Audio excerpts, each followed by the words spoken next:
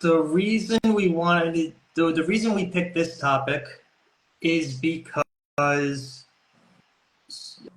literally every day, I know I talk to multiple people every single day. I'm sure Lauren also does, who are afraid to try the next thing to overcome their phobia or really anything, um, because they failed so many times in the past.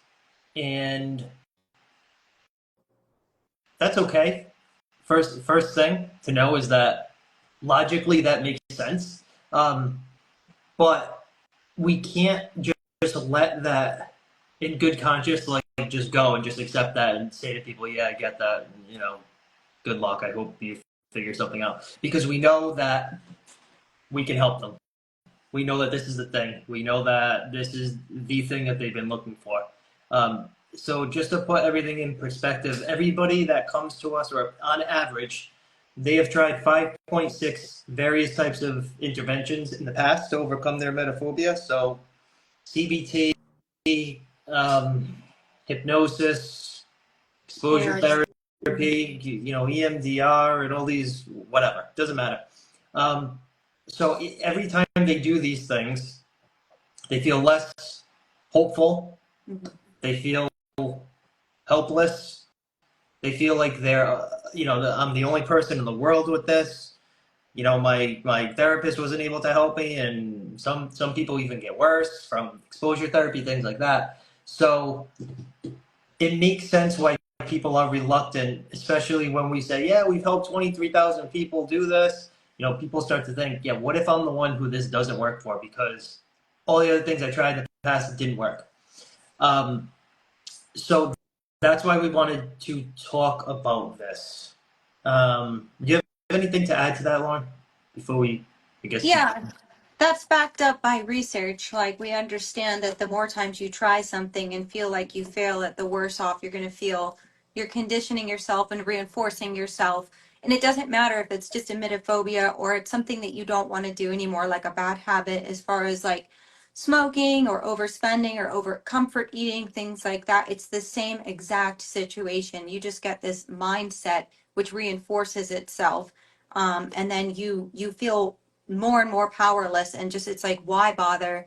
I can't do this. It's not going to work. I've tried so many times and failed, or I've only gotten a little bit better and I've gone back, or it got worse. And one of the things that you had mentioned off air is that you can't get worse from this. There's nothing in this manual or that you can go through with a coach that is going to make you worse off. In fact, it's going to better your life in all these different areas and key domains that you're not even thinking of, like being a more fun, relaxed person, and your relationships improve and your career gets better and things like that. Yeah, and so um, so here's the thing. You guys, you probably already know this, or some of you will know this, whatever. To have emetophobia, you have to have an extreme high desire to be in control, and probably even more important, that you have such a strong belief that you can't even cope or tolerate with not being in control. So by trying something new, trying a new manual or a new program or whatever it may be, really anything in life, by definition, to change, you have to give up control. I think that's what scares a lot of people. They start to think a lot of the things that you just mentioned, Lauren. Like, what is this going to entail? Some people are like, who am I going to be? This is my identity. I talked to somebody the other day who's 37, and she's had emetophobia since she was 3, so her brain literally can't comprehend anything besides it. So people identify with it, and they're like, who will I even be? I can't even imagine not having it. And so people are more comfortable going through life knowing, all right, I'm suffering a bit, but every single day I know what I'm going to eat, what I'm not going to eat, what I'm going to avoid, where I'm not going to go, things like that. So that control that they have feels comforting. And sometimes people would rather keep that bit of control and feel comfortable rather than give up that control and try something new. But so logically, that all makes sense. That totally makes sense. So that kind of leads us into the next section here, is that there's nothing scary about overcoming emetophobia if you do it the right way.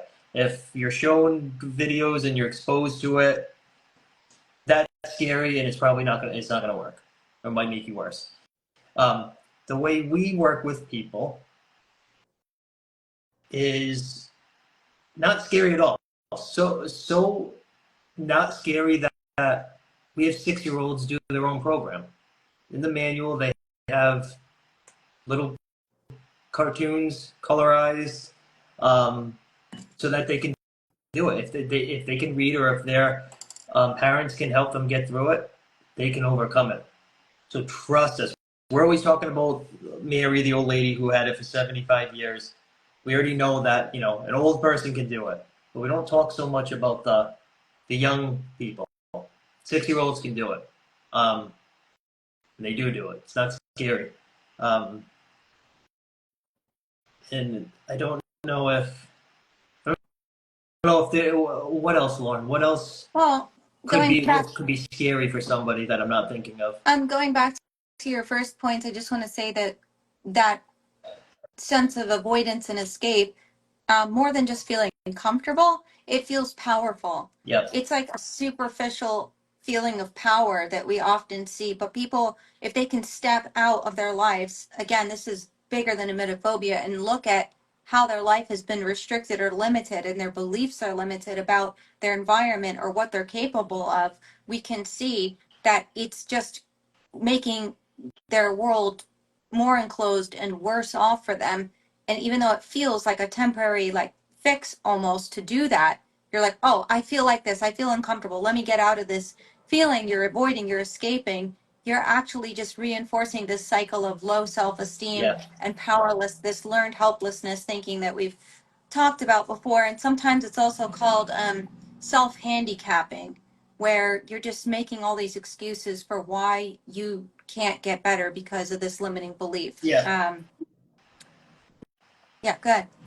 No, I wasn't going to say anything. I was just saying, yeah, I was agreeing.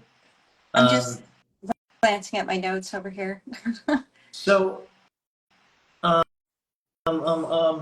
yeah. So Lauren already mentioned, and we really we have to say it again. You can't get worse. You can't get worse doing this. And so, even last time when we did the live, I had said when we started doing this, we really didn't want to talk about this program. We don't want to sound like we're selling something to you, but we have to address these things because people are just suffering unnecessarily. They don't need to be. They're afraid and they really don't need to be, or they think they're going to fail and it's just not true, or they think that they've had it too long or they're too complex and it's just not true. So, unfortunately, we do have to talk about the program in order to dispel these things that are not true. Yeah. Yeah, and I had a consultation since last time. I'm not sure if she's on, and the things that she told me that her current therapists are doing with her is just unbelievable. As I think she said that she made her put a dirty penny in her mouth as far as exposure goes, and it's just how ridiculous can you get when it comes to these other preventions and interventions, and they don't know what they're Yeah. doing. And then I think a lot of times people, one of their rebuttals is, well, I just can't afford going through it. And it's like, okay, the way that I think about it is this cost less than my new iPhone. It really Yep. did. Yep. How much more important is getting over emetophobia or dealing with a mental health issue like with Yeah. anxiety and things like that? When you remove that out of your life, you can make a lot more money. Some people are like, well, I'm in debt. I Great went through the point. program when I was in debt. I was probably $40,000 in credit card debt. It was COVID. We didn't have jobs. It was really rough, but I didn't care. I was like, this is the time. I'm doing this Yeah. because on the other side, you're a lot more productive and happy, and you can Yeah. cope with things like COVID, which was actually a reason that my current client went into a full-on blip and decided to do the program again, because things like that, when they come up and you don't know how to handle blips, can kind of get you back into this mode of thinking of just like this learned helplessness and I can't do it. Yeah. So okay, so let's go back a second because I want to make sure I kind of led us off the like I went in the wrong direction. I feel like the last time we did this and not talking so much about the title of what this even is. And so I don't want to do that this time. And so you mentioned the penny thing, and that's great because this whole theme that we're talking about tonight is why you tried therapy and it didn't help or made it worse. So let's talk about the penny thing for a second. The whole reason that somebody even creates emetophobia is because they had some kind of experience involving them throwing up or somebody else throwing up, whatever. And the way that they interpreted it was catastrophic. It was the worst thing in the world. It was horrible. It was disgusting. I felt so out of control. I don't ever want that to happen again. That's how they created it. Not everybody feels that way, which is why not everybody creates it or has it. They just will be like, oh, that was kind of gross, and move on with their lives. So, in that example, with the therapist having them put a dirty penny in their mouth, Right. they're still going to have all those unhelpful ways of thinking. So, by going through that exercise, they're going to think, this is disgusting, this is horrible, I feel so out of control, I don't know what germs I'm going to get from this. So, it's not going to do anything. No. It's not. Yeah. It's only when you change your ways of thinking and your beliefs to all right, the penny's gross and disgusting, but whatever happens, I can deal with it. If you put the penny in your mouth with those beliefs and those ways of thinking, it'll probably work or it'll help. But the therapist would not know to get the person to like create those beliefs and those helpful ways of thinking. So they're just going to say that was disgusting, and they probably are going to get sick, and they're going to think this is awful, and I quit. Yeah.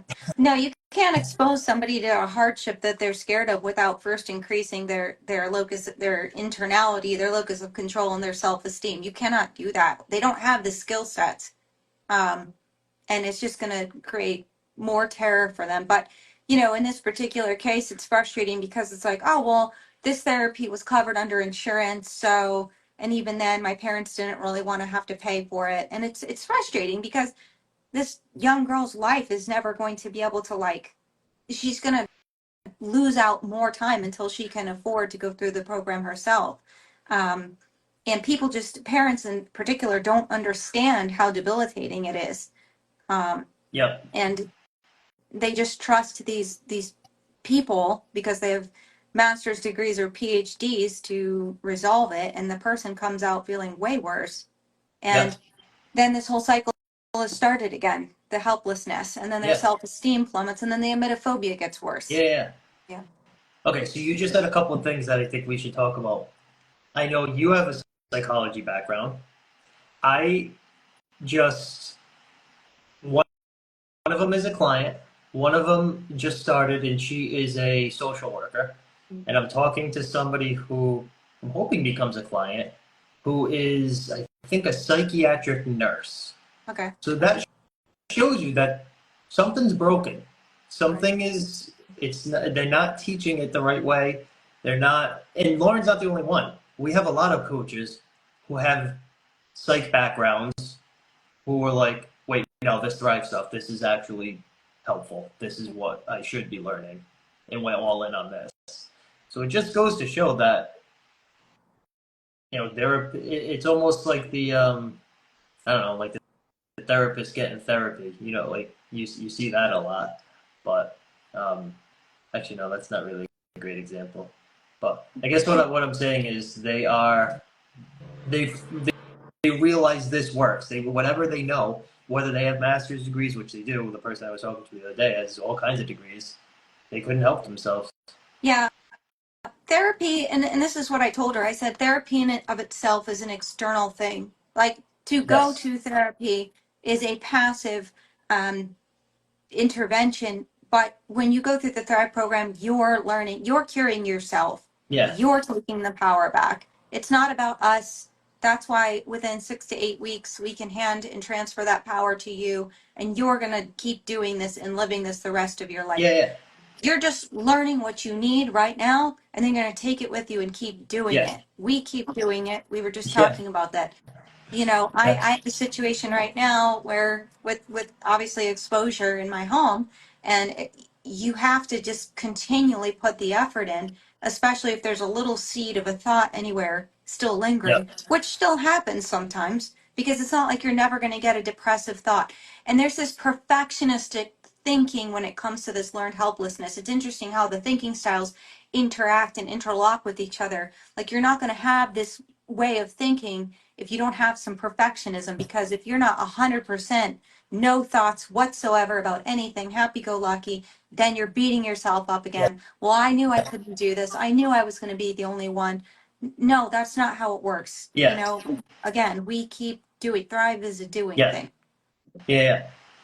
You're totally right about that. So I'll go into just a very quick bit of detail on that and how, like Lauren was just saying, you have to, when we both came to the program, like everybody else, we were like, somebody just fix me. Just fix me. That's not how it works. We thought it did. Just, that's what everybody thinks. But it's not. And it is a doing thing. And what we mean by that is you still you have to kind of manage your thoughts every day. We give you the tools to do that. Right. But I was overwhelming myself recently, and I was like, whoa, I got to get back to basics. I just wasn't managing my thinking well. I didn't go down a spiral. The old me would have, but I was able to catch it and be like, all right, we hang on, because we're kind of going in the wrong direction here. And literally just, I don't have to physically pick up the manual because it's burned into my head at this point, but I had to start thinking, all right, what am I doing? Like the Thrive stuff, I had to do it in my head. And that's how you keep yourself on the right track. One thing I want to mention before we go any further, and I should have mentioned this at the beginning, is nothing. We're not against therapists. We're not trying to throw them under the bus. They simply do not understand this phobia. Right. That's all it is.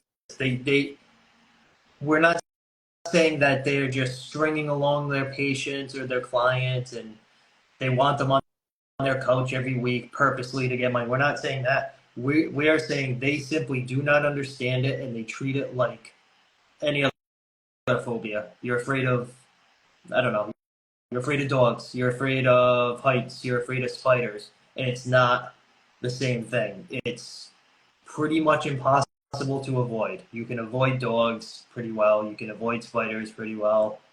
It's not that. And anybody listening to that knows that. I think I've said this before. You'd probably kill to have a spider phobia over a emetophobia.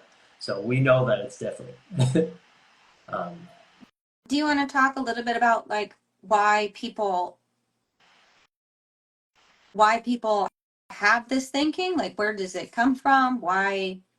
Because they might Yeah. know that they have it, but they don't really know what to do about it. As you know, because as you took that survey, and the people that are following you are still saying, "I'm afraid I might fail. I'm afraid it won't work." Yep. They're just scared. Yep. And like this mindset, I think it is such a paralyzing mindset. It's just like an avoidance and fear cycle. Yeah. Yeah. Everybody.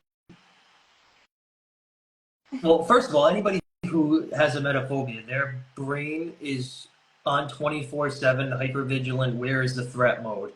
So it's probably seeing this, the new thing, as, is this dangerous? Is it going to make me worse? Am I going to hate it? You know? So that's understandable. And all we can do is do our very best to try to dispel all this stuff. I guess at some point, what ends up happening will happen to both Lauren and I, and it just happened to somebody else I talked to the other day. Usually, what happens, because we don't expect everybody to just trust us. Hey, just trust us. It's not scary. I get that. If you don't, but usually what ends up happening is somebody, the last something happens. It's that one panic attack. They get the shit scared out of them, and they're like, okay, I'm doing this. I have to do something. I'm done. I can't do this anymore. And it just happened to somebody I was talking about the other day. They were like, I'm ready. What's that thing you were telling me about with enough? That's Yeah. why two people voted on my story. Enough is enough. I'm Yeah. done with this. And I know one of them is buying the manual. I think the other one is, but that's usually what happens. Um, Yeah. And I think a lot of times, like my current client, she started realizing her daughter was reacting the same way, like, oh no, my tummy hurts. I'm scared to eat this. I don't want to go to school. And that was like a wake up call. She's like, I need to get help. So I think that, and, you know, I, I, I joke a lot about emetophobia because I think there's this moment that you have to come out as an emetophobe, you know? And I think that's part coming of up, yeah, part of getting well or even looking at getting well and recovering is that moment. And there's so much shame and like almost like guilt because you're also taking on the feelings of the people around you. If you can't work because of it, you feel guilty. You feel like you're a burden to people around you. You feel like you're a burden to people around you if you can't go places with your family or with your boyfriend or girlfriend or something like that. yeah, And so when you come out, you know, there's a lot of it feels like you're being even more pummeled with that yeah, by revealing that, and you feel exposed. I think that there's a level of exposure, and like you're also afraid of perhaps disappointing them or disappointing yourself. Like if I go through this and yeah, I'm not well, then what are we going to do? yeah, What am yeah, I going to do? Well, yeah, I still can't have kids and you want kids, or and then you just feel like a big failure, and there's just so much. It's not just fear of failure like with the action, it's that you yourself are a failure because you have this. So yeah.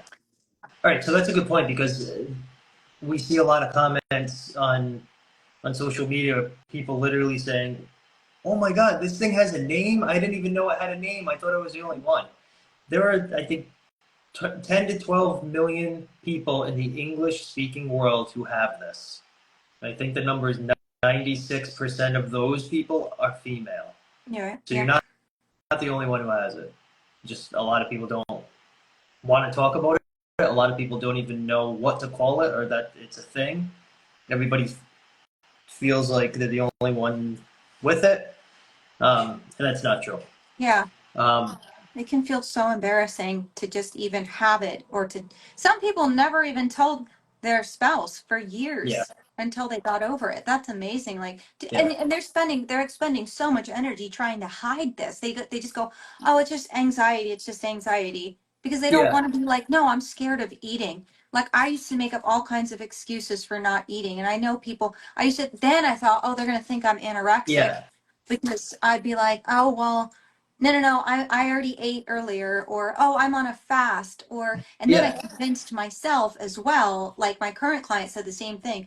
I convinced myself, well, I didn't eat and it was better for me anyway because I didn't need that chocolate because it wasn't healthy. And you just start lying to yourself and making up this whole narrative. And like you said, it just becomes your identity, which yeah, is something I talk about a lot because it's so important that you can start to come out of that and understand who you are meant to be, who you are, who you want to be, and not this stupid emetophobia like lens hanging over your life all the yeah, time. It affects every single decision that you yeah. make.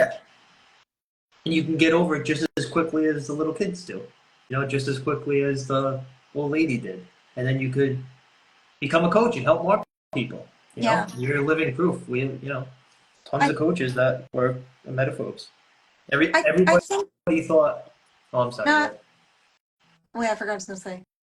I'm sorry, go I ahead. was I was gonna say every coach, they all thought I was the this isn't gonna work for me. I'm gonna be the anomaly. I'm too complex. I'm also an alcoholic and I have OCD. This is not gonna work for me. Everybody thought that. Everybody thought they've had it too long. Mm. Everybody thinks that. So nothing against them. I was the I have panic attacks for 24 years guy, and I overcame everything in about 3.5 weeks. You You know? know, that's such a great point that you made because a lot of our clients come in with this huge list of problems that's wrong with them or somebody told them is wrong with them. And it's like you can see by looking at them that all of them point back to emetophobia and the core components of what created emetophobia in their life. And that's Yeah. interesting because they're like, oh, I'm so hard. You don't understand. I have some autism. Oh, I'm a germaphobe. I don't even leave the house. I'm too hard of a case. Yeah. And it's like, listen, you get rid of this, you're going to get rid of everything Yeah. else. And they need to know that right off the bat. I'm not saying you get rid of autism, but you can handle the complexities of hardships and challenges in your life, even if it's something like chemical, like bipolar disorder, you'll be so much more well equipped to deal with that. But the Yeah. germophobia, the agoraphobia, the Oh yeah. OCD, as you All goes mentioned, away. yeah. They because they all come from that. Can either of you talk about your experience if you've thrown up since complete? Oh, okay. Um, okay, so I overcame emetophobia. I threw up and I had the neurovirus really bad in 2007. So sorry to say this, but it was coming out both ends. It was not fun experience, but I did handle it pretty well for having emetophobia at the time. I have not had to throw up since then. Um, but I did have Campylobacter for over a month, which basically I was extremely nauseated 24/7, horrible stomach pains, and stomach upset. I was in the hospital. And so that was definitely exposure for me. And I'm also exposed consistently to people in my house being sick. But I think we mentioned this last time. If you want to look up Mary, her testimonial, her recent testimonial, she threw up finally after how many years had it been since? I don't remember, but I think she's in her 80s, which is Yeah. even harder to be sick when you're in your Yes. 80s. And she just, It was probably 70 something years since she threw yeah, up, and she said it was easy. I had to email you guys and let you know I was laughing. It was easy. yeah, there's a video out of her, and it's just so encouraging and beautiful to see that. So, if you have a follow-up question, um, but basically, I think the key here is you strengthen your life in all these other domains so that when it comes to throwing up, you're already equipped and you're managing your thinking and you have strong coping skills. So it doesn't even matter. It's not even about the throwing up anymore. You're feeling stronger in all the other areas of your life as well. Well, it never was So about throwing up. right. They think it is. I think Vicky's new. So Yeah. if you want to say basically it's not about the thing, it's not about the event, it's about how you process it. That and the thinking styles and the attitude and the beliefs in that process that create the fear. It's the same reason why two siblings, one can create emetophobia and the other one processes it like nothing. They just puke on the side of the road and that's it, right? Yeah. So If you you're just afraid of the fear. You're just afraid of right, the whole panic. Oh my God, is it going to happen? I don't know. I can't tell. I feel like I'm losing control. I'm losing my mind. I hate this. right. I don't like that my heart is racing and these emotions and my thoughts. I can't control anything. That's it. You're just afraid of losing control. It's around the idea of throwing up. It's not actually throwing up, which because Yeah. rationally you'll say, I know I shouldn't be afraid of this. I know it's a helpful thing for my body to do. Everybody knows that intellectually. But that's okay. So that's good, Lauren, because that's another reason why people don't Yeah. overcome it by going to therapy, because it's not about throwing up. Mm-hmm. It's not. It's not. Showing you pictures and videos is not going to help, because you're still going to have all those unhelpful ways of thinking and those limiting beliefs about it. Yeah. And you're going to be like, yep, thank you for confirming. This is just as disgusting and awful as I thought it was. It's not about throwing up. It's once you Mm. build the one belief that I can tolerate being out of control, emetophobia goes away. That's it. It's one belief. Yeah. And even if you do kind of do like hypnotherapy or something, it just research shows that it only helps temporarily because what it is, it's somebody priming you and you feel really good about it and you've accepted that suggestion, but when you go away, it doesn't last. What we do is we literally look at every single component to what created emetophobia and deal with each one of those week by week by week. Yeah. And in the process you get stronger. I Did know you that's have? probably hard to imagine. I'm sorry, I forgot what your name was. Looks like it's Vicky. Probably hard to imagine what we're saying. It probably sounds crazy. Um, Hopefully it doesn't, but if it does, that's part of the reason why you still have it. Because you think that it's still an external thing outside of you, a Right. phobia that's kind of just attached to you and it's about throwing up and it's not. Right. Actually, you know what? I'll be right back. I'm gonna grab something that's helpful. Hang on. Okay. Let's see. Uh, Also, research shows that people who experience intense fear of failure are more likely to reach out for help, especially if you have low self-esteem. I'm sorry, are not. When doubting yourself already, the thought of trying and possibly failing can feel too risky. So that's directly from a research paper that I wanted to mention. What did you get? All the research. Oh, okay. Yeah, So I that's wrote some of them down. so I'm not going into any of this, but I just want you guys to see it's it's not opinion. It's not what we think might help or what might have helped a couple of people. The program is based on hundreds and hundreds of research papers and 35 years of clinical experience. All of it is on the website, so you guys can easily read it if you're really that bored. Um, but that's why we talk about this with such confidence, because we're helping people every single week overcome it. So are the other 60 coaches. And it's just, I want to say there's no two ways about it. That sounds kind of like jerky, but that really is what it is. It's just, we can confidently say, we don't have to talk about your past. It has nothing to do with the phobia right now. The phobia is only being kept alive by how you're thinking about it right now and your beliefs about it right now, which is good because we don't have to spend months and months and months and years unpacking the past and reliving all that nonsense. It just doesn't matter. It really just Yeah. doesn't. Not, you know, it happened. It might be awful, but you can start getting better right now.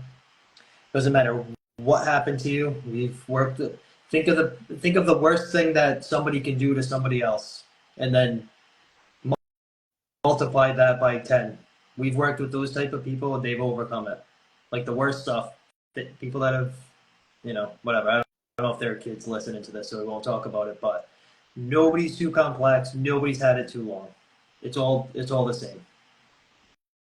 Yeah, and I think one of the first steps you can do is start challenging that limiting belief that's behind the fear of failure, because that's really the first step um, with your capacity to grow and change in your life, is just looking at those limiting beliefs. Why do I believe that? Is that actually true? Is this helpful for me? Yeah. If I ever want to overcome emetophobia, is believing that it's impossible helpful?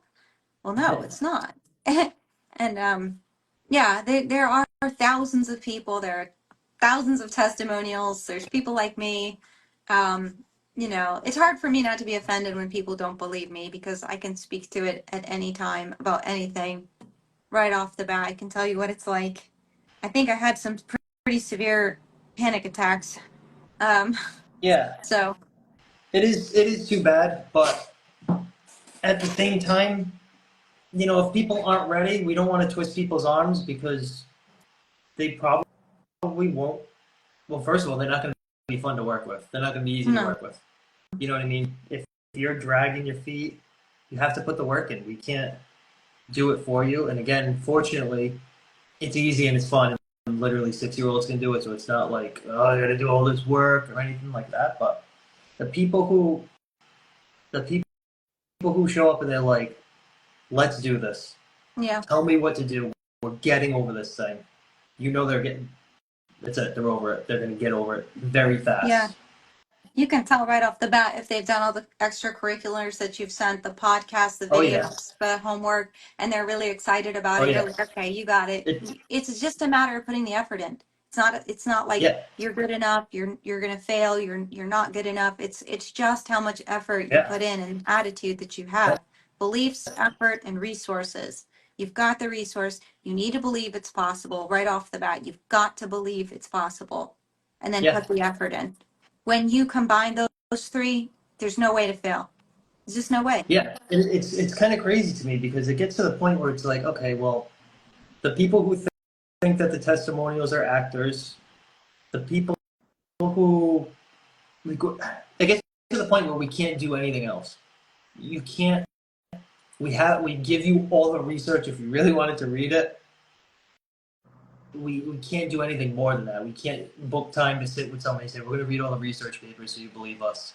So unfortunately, it comes to the point where somebody needs to make the decision: do I want to just be skeptical, or do I want to take a chance and be the next person who gets over this? I don't know.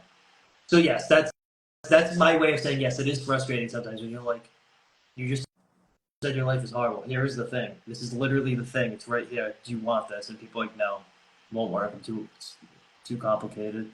Yeah. And I think it goes for anybody, like even with depression or anxiety, like why do you want to keep that in your life? I mean, it can be just as debilitating to have severe anxiety. It's Yeah, it's definitely worth 8 weeks of effort yeah. to go through to do. And just so people know, um, most of the people who overcome this with us just do it with a manual. They don't even work with a coach. Lauren and I are coaches. 75% of people, they just buy a manual, they do it themselves, and they get over it. I think there's a big difference going through with the coach, and this is what I've really seen with the emetophobes is they've often bought the manual, but they couldn't really put some of the concepts together. There are people who Oh can, but I yeah, think yeah. they tremendously, it's like all these light bulb moments when they have I constantly am messaging. I'm sending, I know you are too, text messages, voice memos, emails. As long as it's productive and I'm not feeding into it, I will absolutely Oh yeah, spend that yeah. time. No, And that's not why I was bringing it up. I was sorry. oh, it's okay. I'm cutting you off for a very specific reason. I'm not doing it Oh, because I'm a jerk. I just wanted people to realize we're not trying to sell you on working with us. yeah, That's all I'm saying. right. Everything This you whole thing, I need. mean, you can. We'd be happy to, but this is not. If you want to get over it, then you got to work with us. It's not that. It's you could do it with us, but like Warren was saying, yeah, it's tough. You could do it wrong, and a lot of people do it wrong. I did my manual wrong. I Yeah. went through it 3 times over 5 years and got like nothing out of it because I just wasn't. I was reading it like a self-help book. So you're totally right. Yeah. I mean, I would definitely say I love working with people. I want to work with people. I want them to sign up with me. I don't want them to just get the manual because there's so much more that we can explain to them Yeah, in yeah. the and you can have a lot of fun. It's not like therapy. Like I Oh am no. cracking up. Like the first week is usually a little bit bumpy, but after that, as you know, like week 3, 4, 5, you're joking around and it's just this lightheartedness and happiness that they start to feel. And that's not something you're going to get anywhere else. Um, so I definitely would say choose a coach for sure. That's my opinion. Oh, I totally agree too. I tell every single person, if you can afford it, work with a coach. If you feel like you can't afford it, figure out a way to work with a coach. You open Yeah. up a new, whatever. Yep. If it comes down to like it's either overcoming this or feeding your kids. I get it. Just get the manual. But if you're like, I just don't feel like spending the money, spend it. It's $1,200. You know, Yeah. Make it a present to people yourself. buy $5 Starbucks coffee every day and have 50 different streaming subscriptions. People Yeah. on all those things. Yeah. No, it is interesting what people spend money on, but they won't spend money on themselves mentally. And I don't think that people understand the value of what you're going to get because Yeah, they don't think of the growing smallest. up, we were never exposed to anything like this. Nobody taught you how to think internally or even what locus of control was or um, really just the self-esteem things that we got at school was like superficial and you know I mean if you ask somebody basic questions about self-esteem they often do not know the answers. They don't know how long their memory has been.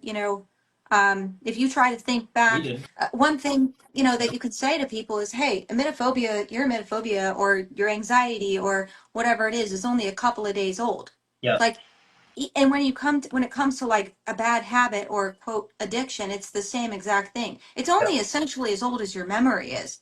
which is interesting, which is why you can change it so fast. You've spent a lot of time and thoughts getting to where you're at, but reversing it is actually so much easier than you think, Yes. which is comforting. Yeah. And I trying to think of a good example. I don't want to keep giving examples of myself doing things, but um um um you can, yeah. That's why it can happen so fast. That's why the other day I posted the podcast that we did a while ago of our coach Elisa, who overcame it in 3 days. She knew Mm-hmm. she knew the program in and out because she had read the manual 100 times over however many years. Read it, just read it. Which if you just read it, you'll get better. You won't overcome it probably, but she knew it in and out. She wasn't doing the doing part. She wasn't doing the applying it to real life. So she did for 3 days and she got over it in 3 days. That's how fast these things could happen. It's just crazy because what ends up happening is you're thinking in ways you've never thought before. You're challenging beliefs which you've never done in your entire life. I know that for a fact. You are speaking nicely to yourself, which you've probably never done ever. You're challenging yourself with things.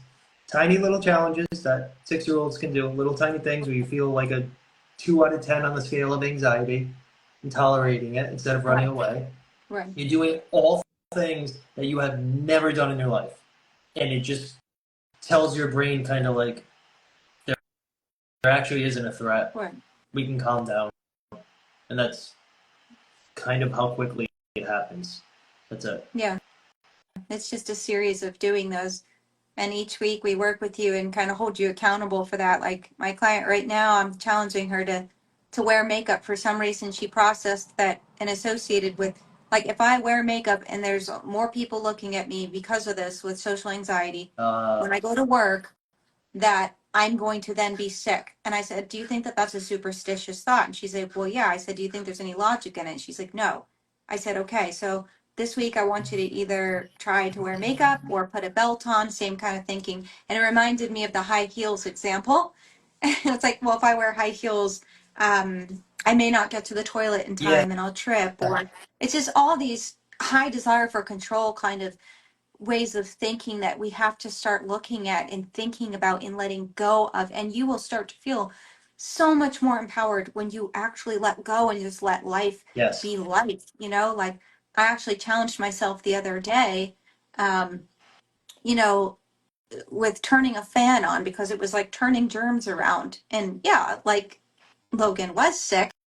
But do I have to like exhibit control over my environment like that? Yeah. Why can't I just relax and watch the movie? Who cares? Yeah. And so you continually do this and then you make the emetophobia go away and you take its power. There's no emetophobia if you don't feed into it and you don't engage with the behaviors and the avoidance techniques that created it in the first place. So really it's like you just continue to do that. And I think like you said, a lot of people kind of struggle with continuing to do it because they've spent so much of their life doing the opposite. So Yeah. that's why it's great to have a coach to really hold you accountable and to check in with you throughout the week and things to make sure you're doing that. The thing that's cool too is, part of the reason why people are afraid to start is because that whole not wanting to give up control, because you Yes. have to give up control in order to change. But they are really in control. Yeah. There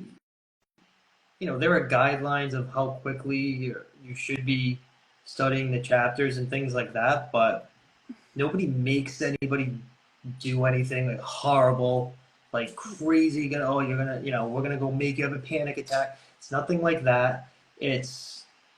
They're pretty much in control the whole time. Yeah. They could say, "Hey, I don't really get this. Can we slow down?" Yep, we can slow down.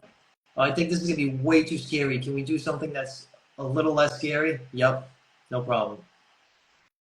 I have never had somebody be like, "Oh, it's interesting how empowered they feel even on week 1 or 2." Like one of my clients right now, she purposely exposed herself and her kids to people that were sick the same day at the picnic. She didn't run away, she didn't leave. And I think it's because she knows she's getting over this and she knows she's going to build Yeah. those skill sets, and she's excited.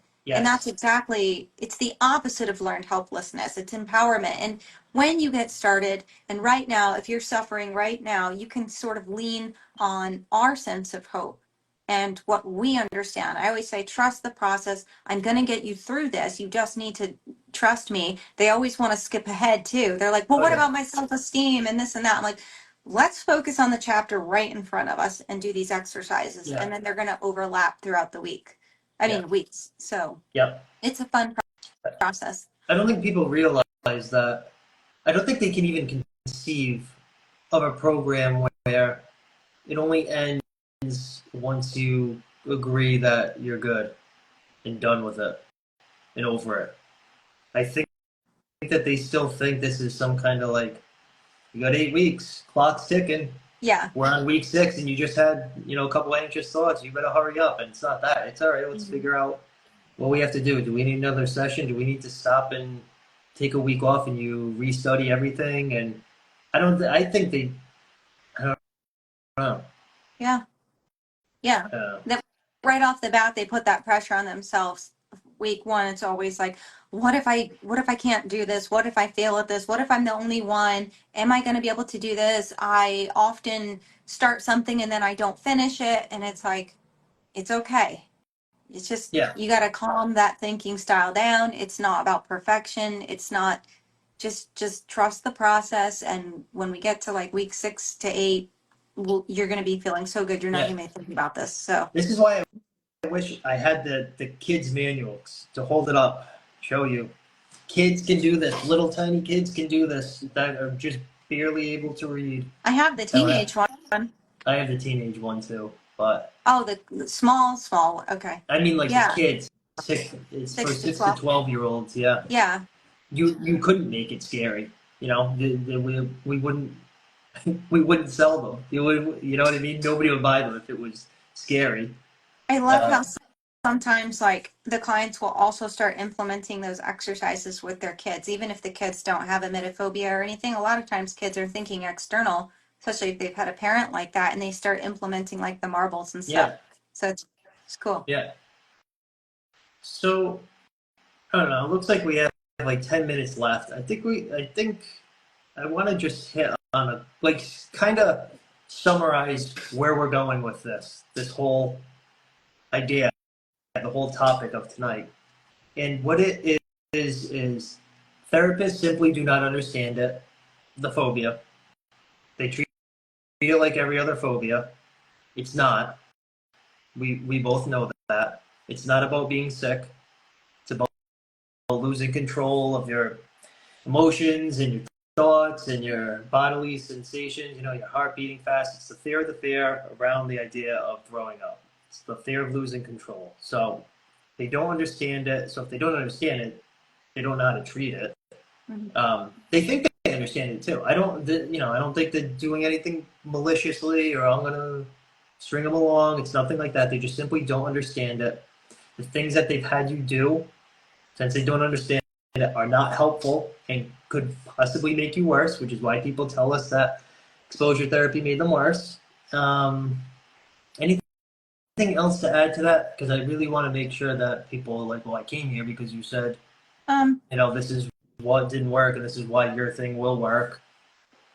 well, just to piggyback, it's like that. I mean, one of the concepts, even though I had gone to school for psychology, was anticipatory anxiety. And you're like, well, isn't all anxiety anticipatory? No, not necessarily, but that is a key component. And it's something that therapists are not trained in and they don't understand.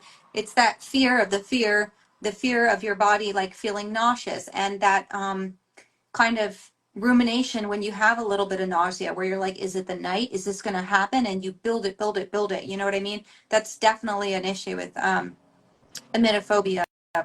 And oftentimes they have an issue with sleeping or waking up in the middle of the night, or night terrors. Or one thing that I was recently thinking about is, and I wanted to mention, if you have emetophobe nightmares, that's another place that you can feel out of control. It's like, well, I deal with this all day, every day, and now I have to deal with it in my dreams. Well, guess what? Those go away too when you get through the program. Mm. When you because you're not thinking about it anymore. So I just wanted to touch on that as well.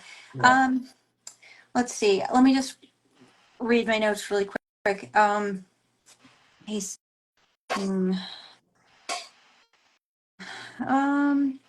well, I think like one of the reasons that people have these thoughts or fear change or fear overcoming something is because they have an external locus of control and they're processing their life and experiences in a very external way.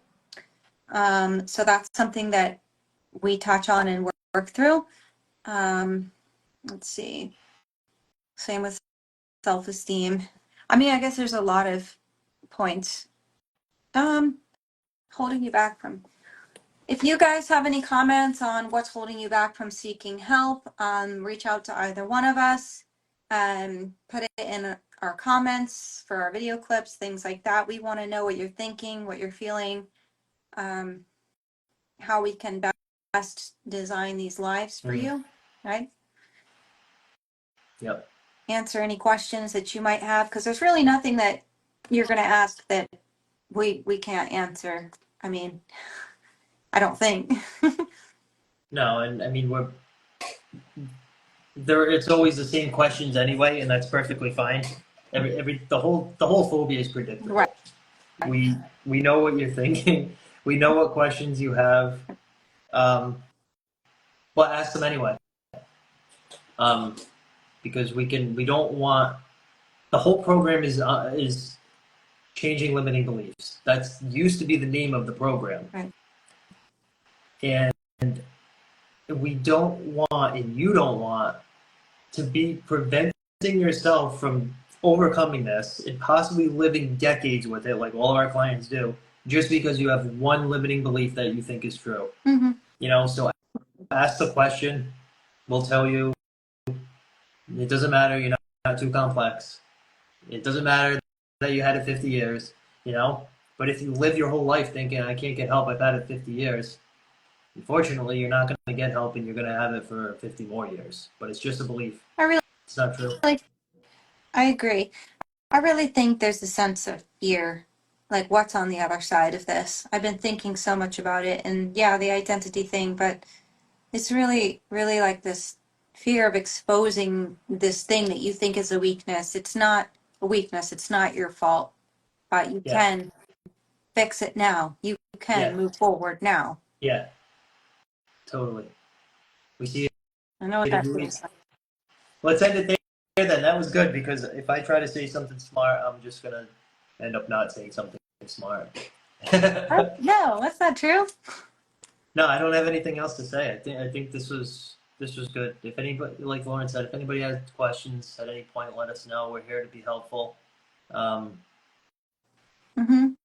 if you haven't followed us, please follow us and everything. We've got all kinds of content coming out, and we always record these and other recordings that we do not on here and you can go to our link trees and watch those too on our YouTubes, or you have a couple things saved too, the Emetophobia podcast, things like that.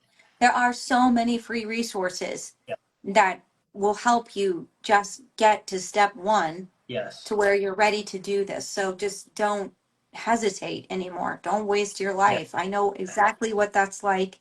I know about the fear. You've got to break through it. You've got to move forward. Yeah. That's great. Yeah. All right, awesome. Let's end it there.